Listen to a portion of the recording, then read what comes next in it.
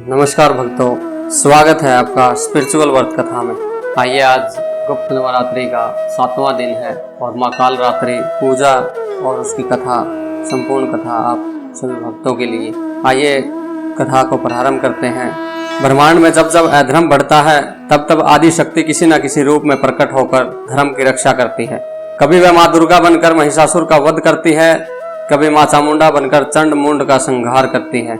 और जब समस्त लोगों पर अंधकार, भय और आतंक का साम्राज्य फैल जाता है तब समय आदि शक्ति माँ कालरात्रि के रूप में प्रकट होती है। यह कथा उसी दिव्य स्वरूप की है। सतयुग का समय था, देवताओं के लोक में आनंद था, ऋषि मुनि यज्ञ कर रहे थे, पृथ्वी पर धर्म की स्थापना थी। किंतु समय का चक्कर बदला। अनेक असुरों ने कठोर तप करके ब्रह्मा जी से अद्भुत वरदान प्राप्त कर लिए। उनमें से 2 अत्यंत बलशाली दैत्य थे जिनका अत्याचार दिन प्रतिदिन बढ़ता गया। उन्होंने यज्ञ विधियों को नष्ट करना शुरू कर दिया, ऋषियों के आश्रम जलाने लगे, देवताओं का तेज क्षीण होने लगा। पृथ्वी भय से कांप उठी। इंद्र चिंतित होकर बोले, यदि यही स्थिति रही तो तीनों लोकों में धर्म का नामो निशान मिट जाएगा। वरुण ने कहा कि हमारे अस्त्र शस्त्र निष्फल हो रहे हैं, अब केवल आदिशक्ति ही हमारी रक्षा कर सकती है। देवगुरु बृहस्पति ने गंभीर स्वर में कहा, जब भी समस्त उपाय समाप्त हो जाएं, तब जगजननी की शरण ही अंतिम आश्रय होती है। सभी देवता हिमालय की ओर चल पड़े। वहां पहुंचकर उन्होंने एक स्वर में देवी की स्तुति आरंभ कर दी। या देवी सर्वभूतेषु शक्ति रूपेण संस्थित था, नमस्तसे नमस्तसे नमो नमः नमो नमः। देवताओं की करुण पुकार सुनकर संपूर्ण दिशाओं में अद्भुत प्रकाश फैल गया। पर्वत कांपने लगे, गंगा की लहरें शांत हो गई, आकाश से दिव्य पुष्पों की वर्षा होने लगी। उसी तेजोमय प्रकाश के मध्य सिंह वाहिनी माँ दुर्गा प्रकट हुई। माता ने करुणा से पूछा, देवगण बताओ, तुम सब इतने व्याकुल क्यों हो? इंद्र ने हाथ जोड़कर कहा कि हे जगदम्बे, असुरों के अत्याचार से तीनों लोग त्रस्त हैं। हमारे अस्त्र शस्त्र निष्फल हो चुके हैं, अब केवल आपकी कृपा ही हमारी रक्षा कर सकती है। माँ दुर्गा ने अपने दिव्य दृष्टि से समस्त संसार को देखा। उन्होंने देखा कि अधर्म अपनी चरम सीमा पर पहुंच चुका है। माता बोली, जब अंधकार सीमा पार कर देता है तब प्रकाश को अपना सबसे प्रचंड रूप धारण करना पड़ता है। अब समय आ गया है कि मेरा उग्र स्वरूप प्रकट हो। इतना कहते ही माँ का तेज हजारों सूर्यों के समान प्रज्वलित हो उठा। उनका गौरव श्याम हो गया, केश बिखर गए, तीनों नेत्र अग्नि के समान दहकने लगे। मुख से अग्नि की ज्वालाएं निकलने लगी, चारों दिशाएं कांप उठी। देवताओं ने विस्मय से देखा, आदि शक्ति अब माँ कालरात्रि के रूप में प्रकट हो चुकी है। उनके हाथ में खड्ग था, दूसरे में लोहे का कांटा, अन्य 2 हाथों से वे अपने भक्त को अभय और वरदान दे रही थी। उनकी गर्जना से असुरों की सेना भयभीत हो उठी। स्वर्ग लोक में देवताओं ने एक स्वर में जयघोष किया, जय माँ कालरात्रि, जय माँ महाशक्ति। लेकिन यह तो उस महायुद्ध का केवल आरंभ था। अभी असुरों का सबसे भयानक सेनापति युद्ध भूमि में प्रवेश करने वाला था और माँ कालरात्रि अपने विराट रूप में संपूर्ण ब्रह्मांड को यह दिखाने वाली थी कि धर्म की रक्षा के लिए शक्ति किस प्रकार समय काल का भी संहार कर देती है। देवताओं के जयघोष से संपूर्ण आकाश गूंज उठा, किंतु दूसरी ओर असुरों के महल में भय और क्रोध की लहर दौड़ गई। असुर राज ने अपने विशाल सिंहासन से उठकर गर्जना की, कौन है जो हमारे साम्राज्य को चुनौती देने का साहस कर रहा है? एक दूत कांपते हुए बोला, महाराज, हिमालय की दिशा में एक भयानक देवी प्रकट हुई है। उनका रूप ऐसा है कि हमारी सेना उन्हें देखकर ही भयभीत हो रही है। असुर राज हंस पड़ा, एक स्त्री हमारी लाखों सेनाओं का सामना करेगी, जाओ उसे पकड़कर मेरे सामने ले आओ। आदेश मिलते ही असुरों की विशाल सेना युद्ध भूमि की ओर बढ़ी। हाथियों की चिंगाड़, रथों की गर्जना और शंखों की ध्वनि से धरती कांप उठी। उधर माँ कालरात्रि शांत खड़ी थी, उनके नेत्रों में करुणा भी थी और धर्म की रक्षा का अटल संकल्प भी था। माँ ने गंभीर स्वर में कहा, हे दैत्यो, यदि तुम अभी भी अधर्म का मार्ग छोड़कर सत्य का आश्रय ले लो तो तुम्हारा कल्याण हो सकता है। किंतु अहंकार में डूबे असुर हंसने लगे और उनका सेनापति बोला, हम मृत्यु से नहीं डरते, यदि तुम में शक्ति है तो युद्ध करो। न सुनते ही माँ कालरात्रि ने सिंहनाद किया। उस गर्जना से पर्वत कांप उठे, समुद्र की लहरें उफान मारने लगी और दिशाएं थर्रा उठी। युद्ध आरंभ हो गया। असंख्य बाण देवी की ओर छोड़े गए, किंतु वे उनके तेज में प्रवेश करते ही भस्म हो गए। माँ ने अपने खड्ग से एक ही प्रहार में असंख्य दैत्यों का संहार कर दिया।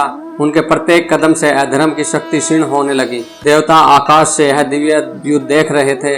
इंद्र बोले, देखो, यही आदि शक्ति है जिनके आगे संपूर्ण सृष्टि नतमस्तक रहती है। किंतु तभी असुरराज समय रणभूमि में उतरा। उसका शरीर पर्वत के समान विशाल था। उसने क्रोध में अपनी गदा उठाकर देवी पर प्रहार कर दिया। माँ कालरात्रि मुस्कुराई और उन्होंने अपने त्रिनेत्र खोले और उन नेत्रों से निकला दिव्य तेज ऐसा था कि असुरराज कुछ क्षणों के लिए अंधा हो गया। फिर माँ ने कहा, अहंकार का अंत निश्चित है, धर्म की विजय सदा होती है। इतना कहकर उन्होंने अपने दिव्य खड्ग से अंतिम प्रहार किया। असुरराज भूमि पर गिर पड़ा। उसके गिरते ही शेष दैत्य भयभीत होकर भागने लगे। आकाश से पुष्पों की वर्षा होने लगी। देवताओं ने हाथ जोड़कर कहा कि हे माँ कालरात्रि, आपने तीनों लोकों को भय मुक्त कर दिया है। माँ ने उत्तर दिया, जो भक्त सच्चे मन से मेरा स्मरण करेगा उसके जीवन से भय, अज्ञान और नकारात्मकता दूर होगी। मैं उसे साहस, आत्मबल और धर्म के मार्ग पर चलने की शक्ति प्रदान करूंगी। इसके बाद देवी का उग्र स्वरूप धीरे धीरे शांत होने लगा। संपूर्ण ब्रह्मांड में पुनः शांति स्थापित हो गई। किंतु ऋषियों ने देवताओं से कहा, माँ कालरात्रि का यह स्वरूप केवल बाहरी शत्रुओं के विनाश के लिए नहीं, यह हमारे भीतर के क्रोध, लोभ, मोह, अहंकार और भय का भी संहार करता है। यही कारण है कि गुप्त नवरात्रि के 7वें दिन भी माँ कालरात्रि की उपासना को आत्म शुद्धि, निर्भयता और आध्यात्मिक जागरण का महान साधन माना गया है। असुरों के विनाश के बाद तीनों लोकों में शांति लौट आई। ऋषियों के यज्ञ पुनः आरंभ हो गए। देवताओं के मुख पर प्रसन्नता लौट आई और पृथ्वी पर धर्म का प्रकाश फैलने लगा। सभी देवताओं में माँ कालरात्रि के चरणों में नतमस्तक होकर बोले, हे जगत जननी, आपने हमारे भय का अंत कर दिया। हम आपका यह उपकार कभी नहीं भूल सकते। माँ कालरात्रि ने करुणा से कहा, देवगण याद रखो, संसार का सबसे बड़ा शत्रु बाहर नहीं, मनुष्य के भीतर छिपा हुआ भय, अहंकार, क्रोध, लोभ और अज्ञान है। जो इन्हें जीत लेता है वही सच्चा विजेता बनता है। देवी के इन वचनों को सुनकर सभी ऋषि गहन चिंतन में डूब गए।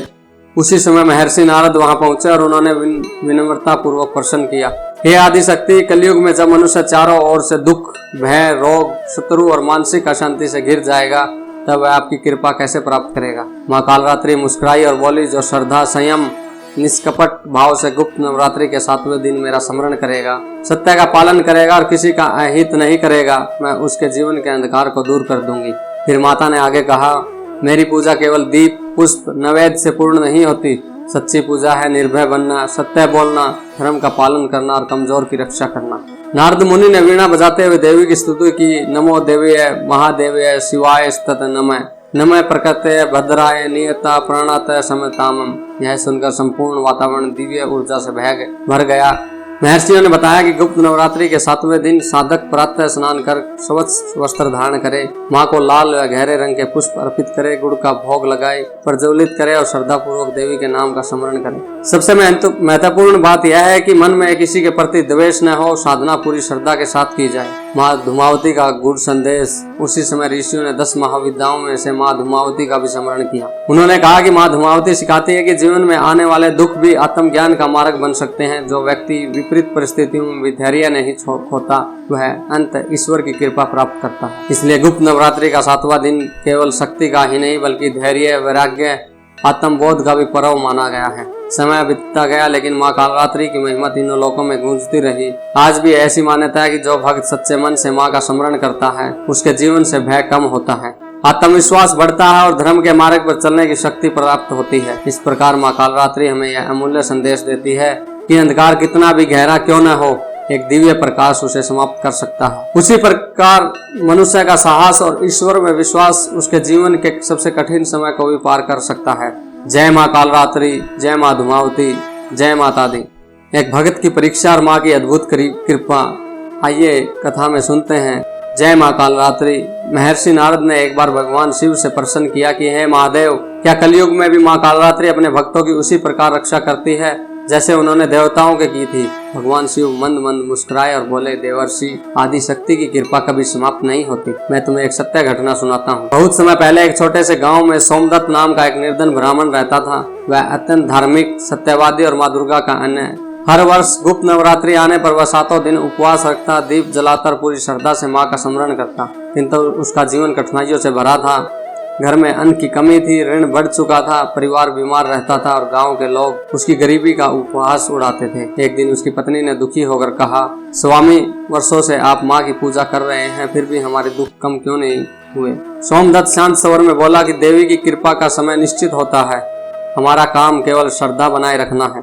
गुप्त नवरात्रि का 7वां दिन आया। उसी दिन घर में भोग लगाने के लिए केवल थोड़ा सा गुड़ और जल ही था। पत्नी बोली, इतने थोड़े से प्रसाद से क्या माँ प्रसन्न होगी? सोमदत्त मुस्कुराया, माँ को वस्तुओं का नहीं के भाव का मूल्य होता है। उसने मिट्टी का दीपक जलाया, माँ कालरात्रि का ध्यान किया और पूरे मन से प्रार्थना करने लगा, हे माँ, मुझे धन नहीं चाहिए, केवल इतना वरदान दीजिए कि मेरा विश्वास कभी नहीं डगमगाए। उस रात एक अद्भुत घटना हुई। सपन में उसने देखा कि चारों ओर घना अंधकार छाया हुआ था।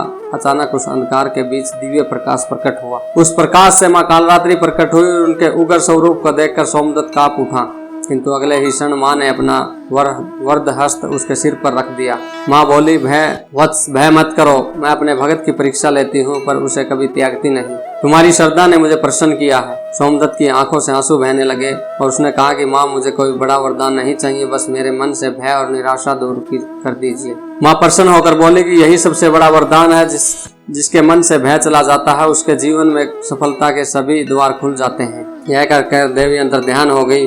प्रातःकाल जब सोमदत्त की आंखें खुली तो उसके भीतर अद्भुत आत्मविश्वास था। कुछ ही दिनों में उसके जीवन की परिस्थितियां बदलने लगी। गांव के लोगों ने उसका सम्मान करना शुरू किया। उसके ज्ञान और सदाचार के कारण दूर दूर से लोग उसके पास आने लगे। धीरे धीरे उसका परिवार भी सुखी और समृद्ध हो गया। तब सोमदत्त ने सभी से कहा कि माँ कालरात्रि का सबसे बड़ा चमत्कार धन देना नहीं, बल्कि मनुष्य के भीतर से भय और निराशा का समाप्त करना है। जब मन निर्भय हो जाता है तब ईश्वर समय मार्ग बना देते हैं। उसी दिन से गांव में प्रत्येक गुप्त नवरात्रि के 7वें दिन श्रद्धा पूर्वक माँ कालरात्रि की पूजा होने लगी। और कलयुग में भी माँ कालरात्रि सभी भक्तों पर आशीर्वाद बरसाती है, सभी के कष्ट हरती है। जो भी भक्त श्रद्धा से माँ की प्रार्थना करता है, गुप्त नवरात्रि करता है, माँ उसके सारे कष्ट हर लेती है और उसके घर में धन समृद्धि लेकर आती है। माँ कालरात्रि सभी पर दया बरसाती है और उनको आशीर्वाद देती है। तो प्रिय श्रोताओं, अगर आपको यह कथा पसंद आई हो तो हमारे चैनल को सब्सक्राइब करें, कमेंट करें, लाइक करें और अपने साथी परिवारजन रिश्तेदारों में इसको साझा करें। धन्यवाद। जय माता दी।